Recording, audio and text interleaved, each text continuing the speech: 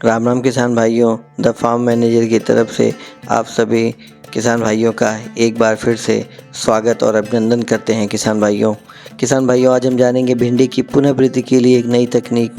जैसा कि हम किसान भाई इस तकनीक के बारे में हम काफ़ी परिचित भी हैं।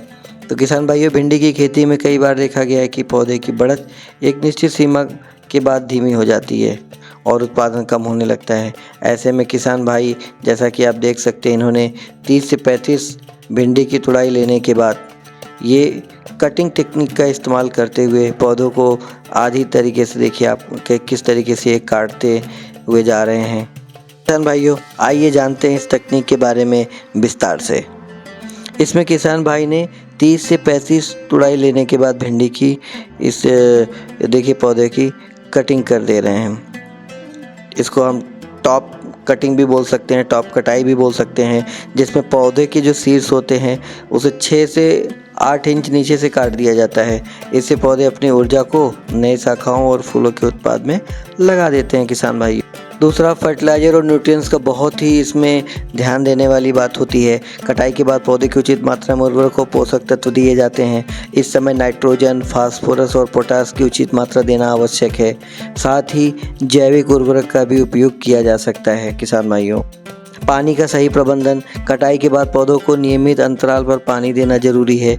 ध्यान रहे कि मिट्टी में नमी बनी रहे लेकिन जल जमाव ना हो। किसान भाइयों, कीटनाशक का छिड़काव करना बहुत ज़रूरी है। पौधों की नई वृद्धि के समय कीटों का खतरा बढ़ जाता है, इसलिए कीटनाशक और फफूंदनाशक का छिड़काव किया जाता है ताकि पौधे स्वस्थ रहें और नई शाखाएं में अच्छे से वृद्धि हो सके। किसान भाइयों, चलिए जानते हैं कि इस कटिंग के क्या फ़ायदे हैं।